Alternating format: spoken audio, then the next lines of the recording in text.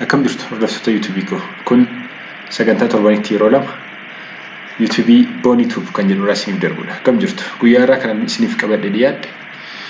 Namni tokko gaafa saayitii tokko browse gochuu barbaadu, browserii adda addaa Chrome isaa ta'u Firefoxis fayyadamee yoo your connection is not private jedhe like akkuma asirraa argaa jirtanii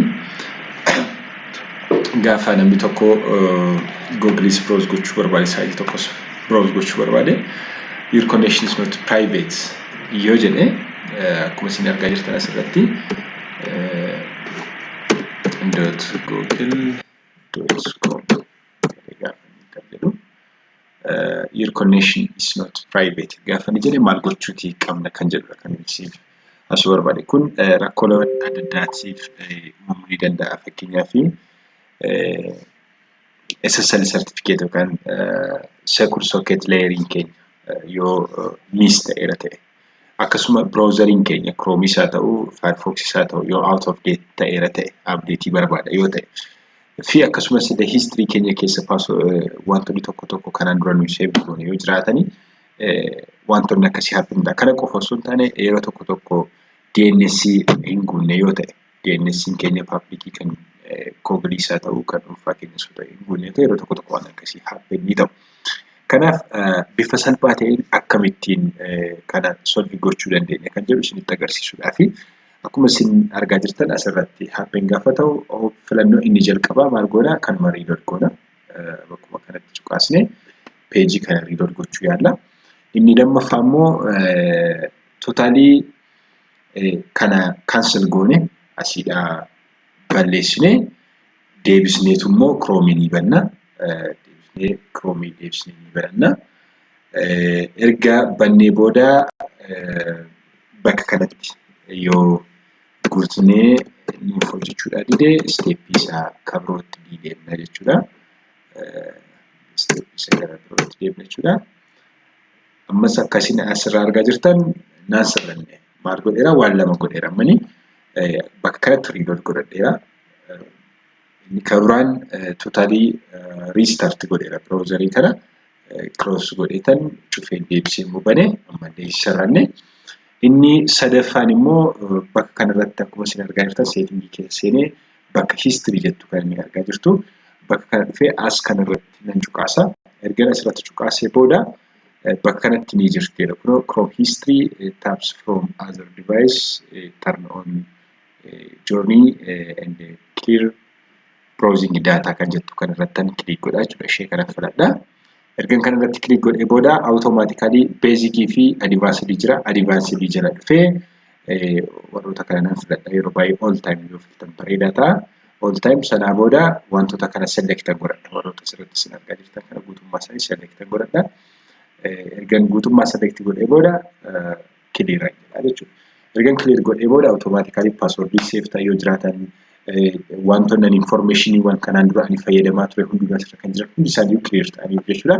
Then kana balleessee ammas deebi'eetan kana reload godha. Reload nan godha. Ergan kana hunda godhe ammallee naaf hin raawwanne yoo ta'e gara control panel galuun narra jiraata jechuudha. Automatically kun naaf hin hojjenne yoo ta'e gara control panel dhaqee network and sharing center irra dhaqeetan DNS kiyya jijjiiruun narra jiraata jechuudha. Bakka kana dhufeen control panel jedha. Control panel keessatti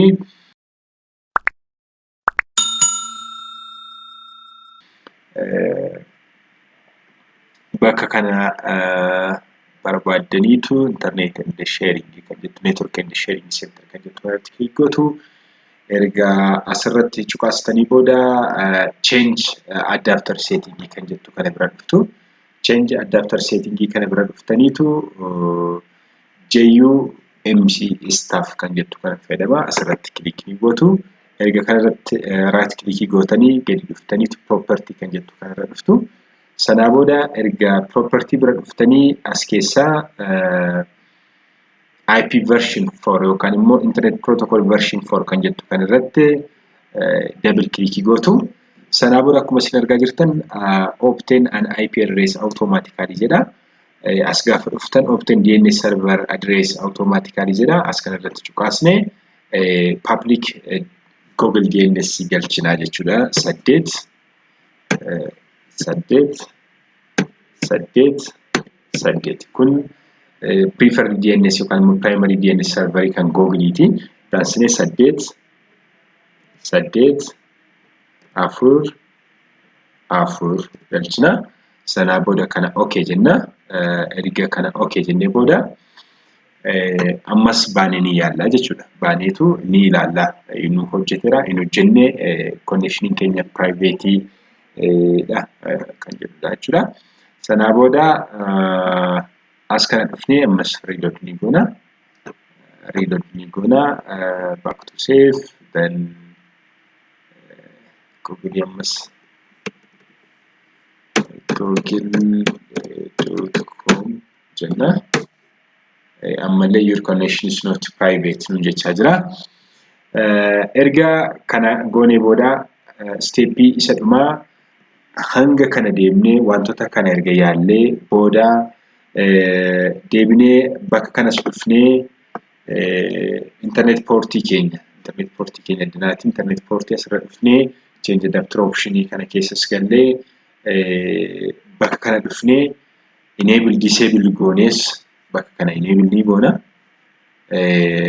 disable ni goona.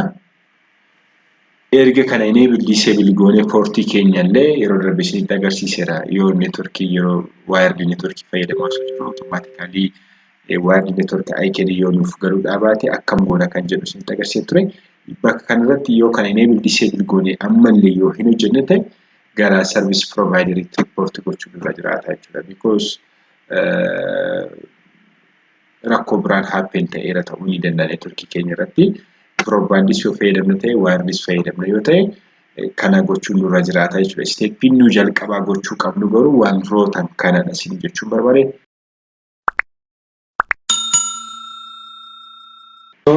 Erga hunduma isaayyuu yaaltanii yoo fix isiniif ta'uudha didee browserii kabraa Chrome fayyadamaa turtan yoo ta'e gara browserii kabraa deemtu jechuudha. Fakkeenyaaf amma browserii lama asirraa qaba, Chrome fi Firefox dha. So Chrome dhaan almost your connection is not private naan jedha hangammaatti. So mee Firefoxin banaa, Firefoxii baneetan isarratti immoo ni yaala. Firefox update naan jechaa jira. Almost we will start in a few moments. Update ta'aa jira Firefoxin kiyya.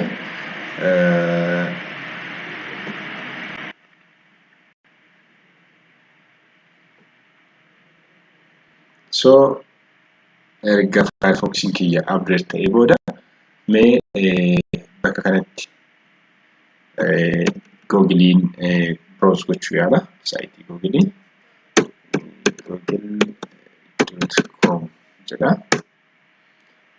So naaf fideera jechuudha. Akkuma isin asirraa argaa jirtanii amma naaf fidee waan jiruufi rakkina browserii kiyyadha jechuudha. Rakkina browserii kiyyadha malee rakkoon addaa hin jiru jechuudha. Kanaaf steepii isinitti agarsiise hunda deemtanii browseriin kompiitara keessan irra jiru hundumtillee hojjechuu didee DNS guuttanii hojjechuu didee restart gootanii hojjechuu didee reload gootanii hojjechuu didee erga steepii mana deemtanii yoo isin hojjechuu dadhabde gara service provider yookaan immoo gara telecommunication deemtanii communicate gochuu danda'utu isinirra jiraata. Isin jechuun barbaade warra YouTube koodhaaf haaraa taatan subscribe share gochuu hin dagatina. Yeroo gaarii isiniif hawwa.